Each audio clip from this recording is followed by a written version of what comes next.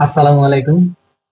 আশা করি সকলেই ভালো আছেন। আলহামদুলিল্লাহ, আমিও ভালো আছি। তো ভারতে ছাত্র আন্দোলন ইস্যুতে দুই চারটা কথা কইতে আইছি। তো আমরা দেখতে পারতাছি যে প্রচুর পরিমাণ হট্টগোল চলতেছে, আন্দোলন চলতেছে, মারামারি চলতেছে।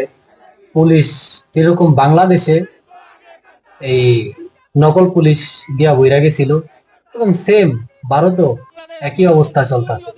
তো ছাত্রকে পিছিয়ে যে লাগছে, ছাত্রের উপর যে জুলুম করছে, ছাত্রের উপর যে অত্যাচার করছে, তারা কেউ টিকতে পারে নাই। আশা করি যে এই যে সরকার, মোদী সরকার, ভারতের যে মোদী সরকার, সেও টিকতে পারবে না। যত যাই হোক, যেহেতু একবার স্লোগান উঠছে, ছাত্র জনতা যেহেতু একবার রাস্তায় নামছে, তো এই মানে এতে কিছুটা হইলো ক্লিয়ার। আমরা আগের যেই পিছনের যেই এই দুই একটা তিনটা চারটা পতন আমি নিজের চোখে দেখছি, সেই অনুযায়ী হ্যাঁ, আমার ধারণা যে ভারত সরকারও থাকবো না। কারণ ছাত্রকে বিরুদ্ধে যাইয়া কেউ পারে নাই। আমি এখনো দেখি নাই যে ছাত্রকে বিরুদ্ধে যাইয়া কেউ সফল হয়েছে। ছাত্রকে নিয়েই সফল হয়েছে, কিন্তু ছাত্রকে বিরুদ্ধে যাইয়া কেউ আজ পর্যন্ত সফল হইতে পারে নাই।